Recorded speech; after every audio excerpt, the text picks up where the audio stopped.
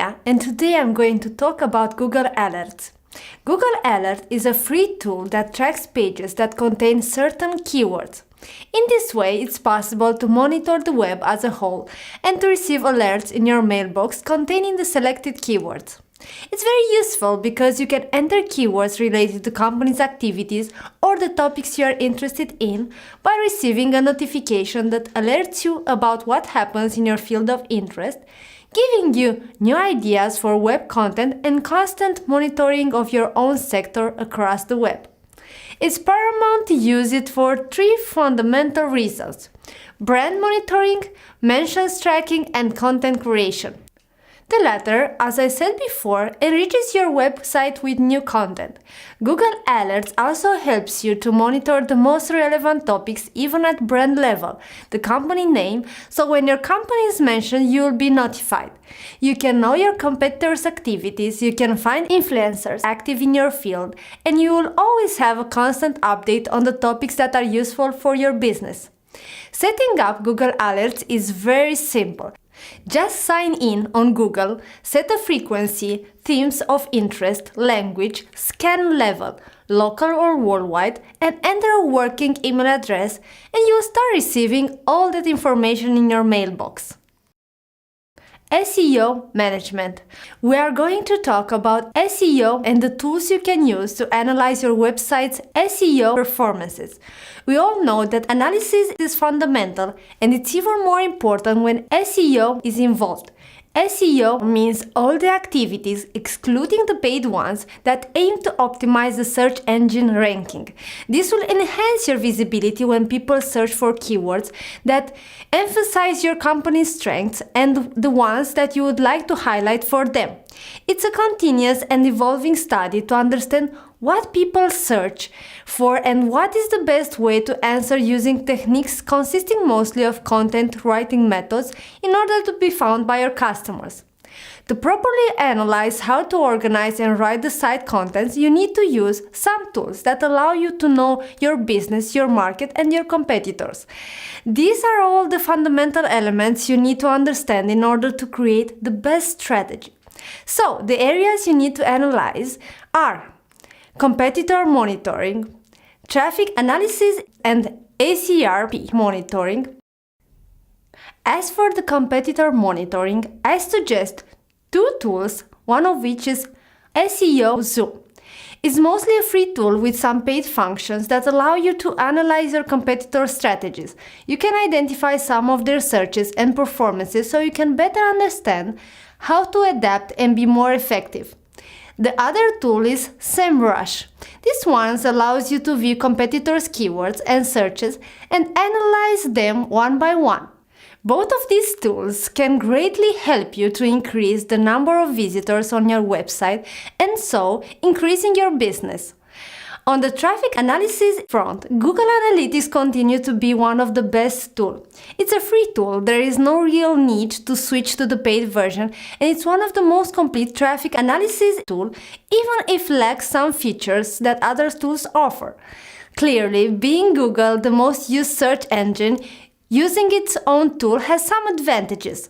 There are other tools for monitoring your website ranking. Using your website URL in those tools, you can see how high your site is ranked in search pages. Clearly, the first page is the most important, but you can work on these single keywords, adopting the best strategies to improve your ranking.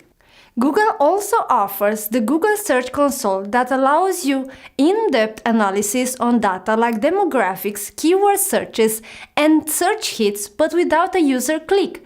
Google Search Console is a very important tool because it leads to new content and keywords to use. We are going to talk about web analytics, explaining what they are, and about one of the mostly used tools. First of all, what is web analytics? Web analytics is the study of the website performances and the related SEO and web marketing actions. It's an in-depth analysis of everything that happens on the website as user navigation experience, but also where they come from, their sex, geographical zone, their habits and behavior. Today, it's one of the fundamental analyses that allows you to better understand website performances, the visibility level on the web, the return on investment, and the web marketing fluctuations in act.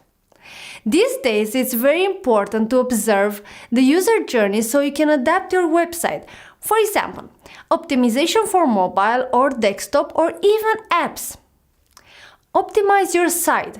It's fundamental to make user navigation straightforward. All the info you need is collected by web analytics tools. Then, with a bit of knowledge, tech, and inspiration, you can correctly understand what happens and take decisions based on your initial project target and the real scenario indicated by gathered data.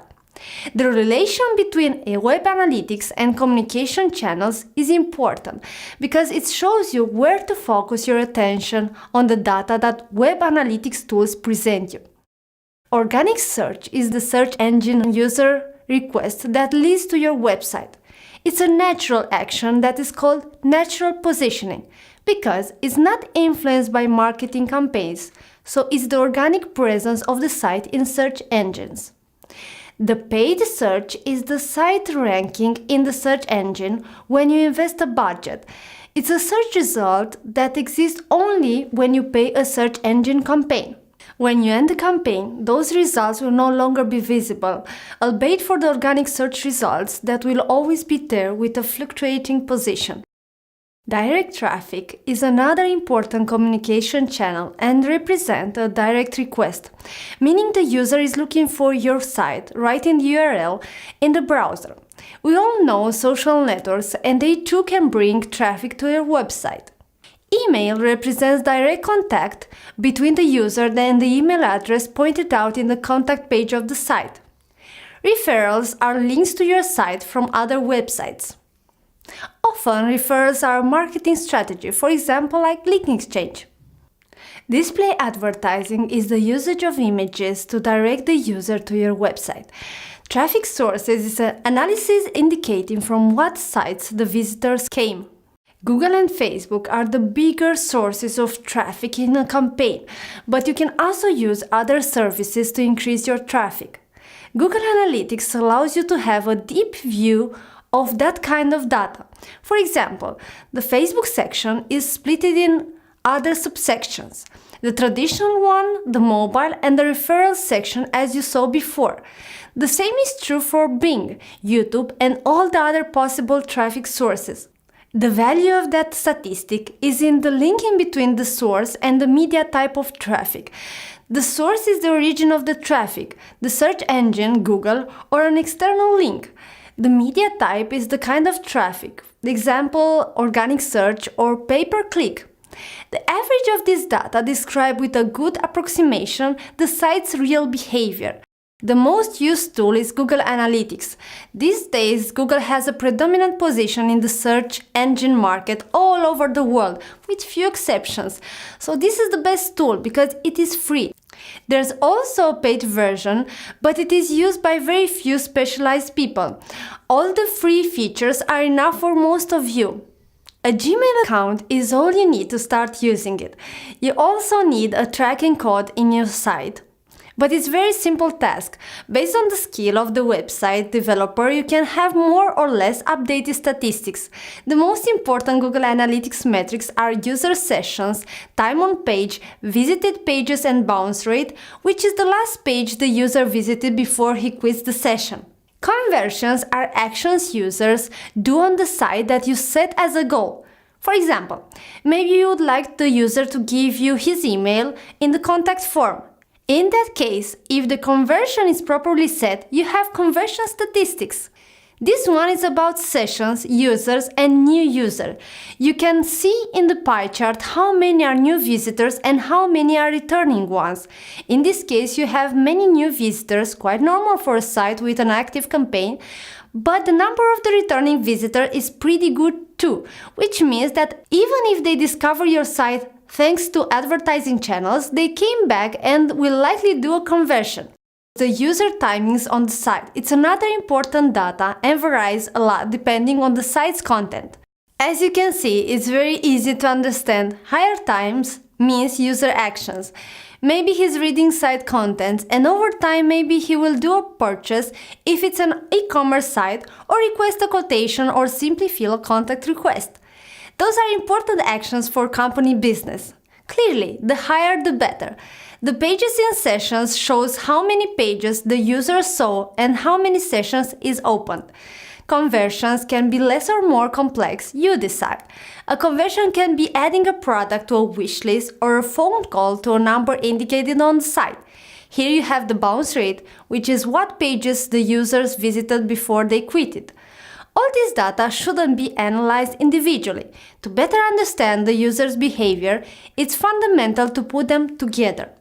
Other Google Analytics metrics are demographic, geographical, devices used to access the site, and the Search Console, which is the only tool that allows you to see the inside of Google. Today I will talk about tools you need to generate statistics from analyzing social networks. Analysis is fundamental and has to be split in individual parts and then has to be correlated with other tools in order to better understand if you are taking correct decisions. That's true for both social networks and search engines. Let's start with Twitter Analytics. It is a tool provided by Twitter and is not so widely used because it's dedicated to business accounts. It provides many statistics that allows you to plan, optimize, and analyze your company profile. To plan means to have as much data as possible to tweet about right arguments using the right hashtags. To optimize means to understand how the Twitter community reacts. To analyze means to collect this data and to make decisions based on it. Now, let's see Facebook Analytics. The dashboard provides a lot of data that may appear messy, but is essential to aggregate it in the right way. Clearly, the most useful data are those about active users, revenues, agent sex, country. From that data, you can learn a lot about your campaigns or simply your Facebook pages. For example, you can understand if your visitors are more males or females, of which age, and what country it's better to invest into. Studying this data, you can choose where exactly to put your budget. LinkedIn is the more complex to analyze because it's a social network, but not in the ordinary sense. LinkedIn is a social network for professionals and companies, and its analytics has a strong focus on that. The data provided is very similar to other analytics, but with some interesting peculiarities. For example, you can have all the means and filters that help you make targeted investments towards specific users with their specific expertise and careers you may be interested in. The last one I will talk about is YouTube Analytics. Many of the data that provides can be retrieved from Google Analytics too, because YouTube belongs to Google. Anyway, there are some interesting data as video visualization time, interaction reports, which is how many likes, dislikes, comments, and so on the video received, and the income reports because it's an advertising channel. At this URL, you will find a video that goes more in depth on this subject. There are also other generic analysis and monitoring tools. Here we'll mention Google Analytics, a lot of statistics, Hootsuite, focused on social networks, and AdExpresso, a startup acquired by Hootsuite. Thank you.